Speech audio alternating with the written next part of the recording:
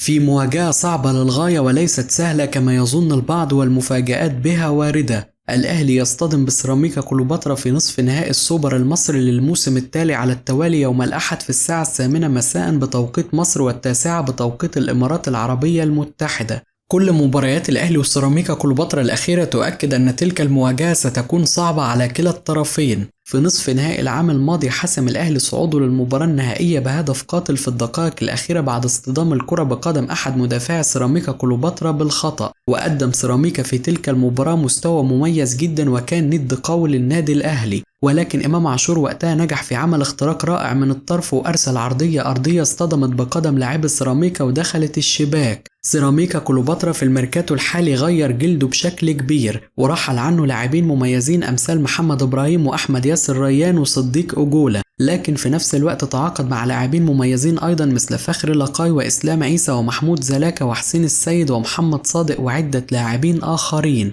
لكن دول الأبرز ما بينهم. إذن سيراميكا لن يكون منافس سهل للأهلي، والذي يبحث في تلك البطولة عن استعادة هيبته مجددا بعد خسارة السوبر الأفريقي بشكل مفاجئ أمام نادي الزمالك وتعرض لاعبيه لانتقادات حادة للغاية. الانتقادات الحادة التي تعرض لها اللاعبين طوال الأيام الماضية جعلت هناك رغبة شديدة لدى الكل في النادي الأهلي في الرد وإثبات للجميع أن ما حدث في السوبر الأفريقي وخسارة البطولة كان مجرد صدفة وسوء حظ فقط. ورأينا لاعبين أمثال إمام عاشور وحسين الشحات تغير من ستايلها وتختفي تماما من الظهور على مواقع السوشيال ميديا كما هو معتاد، ونأمل أن يكون هذا التغير على المستوى الفني أيضا، فهذا هو الأهم بالنسبة لنا. إمام عاشور وحسين الشحات كانوا من أهم أسباب تحقيق الأهلي كل البطولات الموسم الماضي ولا يمكن أن ننكر ذلك، ولكن حدث حالة تراخي فجأة وقل تركيزهم وأدائهم بشكل كبير، والثنائي بإذن الله لو استعادوا مستواهم في السوبر المصري سيكون السوبر أهلاوي. الأمر بالتأكيد ليس متوقف عليهم فقط بل على الفريق ككل، ولكن هذا الثنائي تحديدا هم المحرك الرئيسي للأهلي من وجهة نظري، ولو في مستواهم بيخلوا الفريق كله في مستواه ويقدم مباراة مميزة، وهم أحد الأسباب الرئيسية في تألق وسام أبو علي الكبير في الموسم الماضي، واللي هو كمان نتمنى منه الظهور بشكل أفضل في مباريات السوبر المصري وأن ينسى مستواه في السوبر الأفريقي تماما لأنه كان خارج الفورمة وتفوق عليه حسام عبد المجيد بشكل كبير. الأهلي في تلك المباراة سيلعب وهدفه وعينه على النهائي، ولكن أتمنى أن نركز فقط على تجاوز سيراميكا كليوباترا أولا وعدم التفكير في الزمالك أو بيراميدز إطلاقا حتى لا نتفاجأ بخروجنا على إيد سيراميكا، وما تستبعدش ده لأن كرة القدم غدارة وكل شيء فيها وارد، والدليل أن الزمالك كسب منا السوبر الأفريقي رغم أن كل شيء قبل المباراة كان في صالحنا. احترام الخصم أهم شيء في كرة القدم واللي لازم نؤكد عليه دايما. أحمد بلال قبل السوبر طلع ضرب تصريحات ملهاش أي قيمة جعلت لاعبي الأهلي تشعر بثقة زائدة وجعلت لاعبي الزمالك تريد الرد في الملعب، وكانت سببا في فوز الأبيض، وأتمنى أن نبتعد عن الثقة الزائدة تماما وأن نخوض كل المباريات بروح وقتال واحترام للخصم أيا كان اسمه أو مستواه لتجنب تكرار ما حدث. بالنسبة للقنوات الناقلة للمباراة فستنقل قنوات أبو ظبي الرياضية البطولة هي وقناة أون تايم سبورت وكذلك قنوات MBC مصر بمجموعة من أميز المعلقين أمثال المعلق الإماراتي عامر عبد الله وغيره. بالنسبة بقى لقائمة الأهلي للمباراة فهي ستأتي كالتالي: في حراسة المرمى محمد الشناوي، مصطفى شوبير، حمزة علاء. في خط الدفاع عمر كمال، عبد الواحد، خالد عبد الفتاح، يحيى عطية الله، كريم الدبيس، ياسر إبراهيم، رام ربيعة، أشرف داري، يوسف أيمن، حافظ. في خط الوسط عمرو السولية، إمام عاشور، مروان عطية، أكرم توفيق، عمر الساعي، أحمد نبيل كوكا، كريم ندفد، مصطفى أبو الخير. تحت الهجوم محمد مجدي قفشه، حسين الشحات، رضا سليم، طاهر محمد طاهر، بيرسي تاو، محمد عبد الله. في الهجوم وسام أبو علي، كهربا، سمير محمد. بالنسبة للتشكيل المتوقع فالشناوي بكل تأكيد سيحرس العرين. الشناوي في السوبر الأفريقي لم يكن موفق إطلاقا،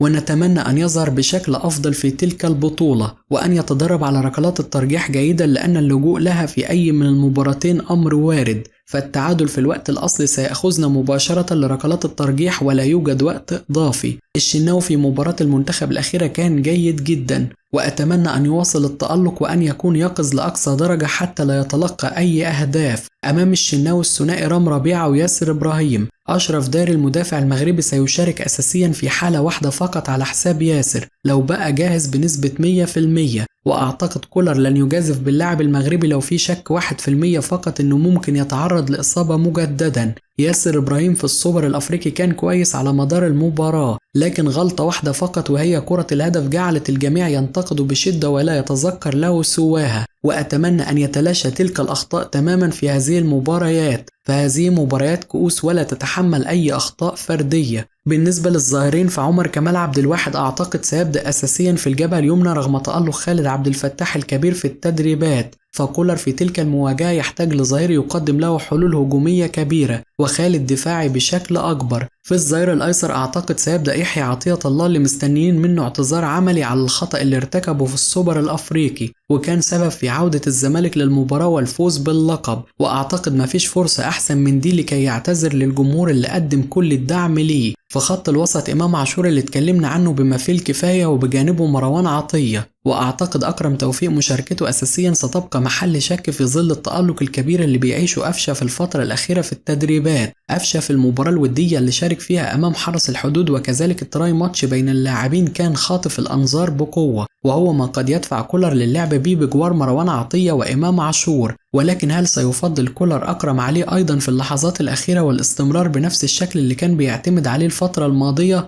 أعتقد وارد هذا الأمر أيضا، لأن كولر عايز يوقف القندوسي اللي هيشكل خطورة كبيرة على الفريق لو خد حريته في الملعب، وقفشة مش هيقدر يقدم الدور الدفاعي بشكل جيد عكس أكرم توفيق، فممكن يكون قفشة خيار جيد في الشوط الثاني مع عمر الساعي كما هو المعتاد. بالنسبة للثلاثي الأمامي فأعتقد حسين الشحات وبيرسي تاو وأسامة أبو علي ضامنين مكانهم أساسيا. طاهر ورضا سليم ظهروا بشكل جيد جدا ولكن أعتقد سيكونوا خيارات جيدة في الشوط الثاني ولن يبدأ كولر بهم أساسيا. بالنسبة لنقاط القوة في سيراميكا فبتتمثل في 4 لاعبين: القندوسي من قلب الملعب وزلاكا وأحمد بالحج على الأطراف وفخري لقاي وجون إبوكا ثنائي الهجوم اللي هيبدأ واحد فيهم أساسيا. الأسماء دي لو نجح كولر في إنه يفرض عليهم رقابة جيدة سيقتل سيراميكا كليوباترا هجوميا. السيطرة عليهم لن تكون سهلة وستحتاج جهد كبير من إمام ويحيى عطية الله ومروان عطية وأكرم توفيق وعمر كمال عبد الواحد وكذلك ربيعة وياسر إبراهيم. أتمنى فقط أن نبتعد عن الأخطاء الفردية لتجنب حدوث أي هفوات. القندوسي دايما في المباريات اللي قدامنا بيخترق من القلب وبيسجل في مرمانا وأتمنى ألا نسمح له بذلك مجددا، فالهدف في تلك المباراة قد ينهي اللقاء. بالنسبة لنقاط الضعف فسيراميكا عانى كثيرا الموسم الماضي من أزمة في الجبهة اليسرى، واضطر إن من أيام بسيطة جدا يتعاقد مع حسين السيد ظهير أيسر النادي الأهلي السابق،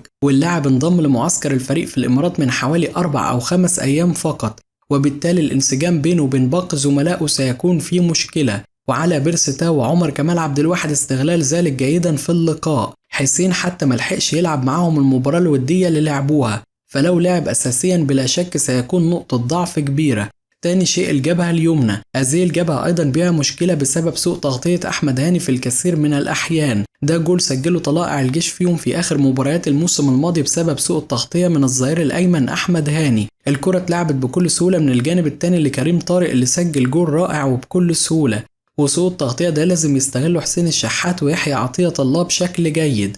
أحمد هاني على فكرة ضعيف جدا في الواحد على واحد، وحسين الشحات ممكن يعمل له مشكلة، وده ممكن يخلي أيمن الرمادي يفكر يلعب بعبد الله مجدي الوافد الجديد بدلا من أحمد هاني. ثالث شيء يمكن للأهلي أن يزور شباك سيراميكا منه وهو الكرات الثابتة. سيراميكا لعبته تمركزاتهم في المعتاد بتكون غلط، وده اللي لازم نستغله زي ما فعل إنبي في الموسم الماضي وغيره كتير من الأندية وسجل من خلاله. سلاح الكرات الثابتة مهم أوي في ظل امتلاك ربيعة وياسر إبراهيم وأسامة أبو علي، وإن شاء الله نقدر نستغله جيدا في هذه المواجهة. وأيضا سلاح التسديد من بعد لابد من اللجوء له لو سيراميكا قفل عليك الاختراق من الأطراف تماما وقلب الملعب، فهذا السلاح يمكنه أن يشكل إزعاج كبير لمحمد بسام. ده كل شيء أقدر أقوله عن هذه المباراة، وأتمنى يكون الفيديو عجبكم، وأتمنى تشاركونا بتوقعاتكم لنتيجة المباراة، وأشوفكم على خير في فيديو جديد.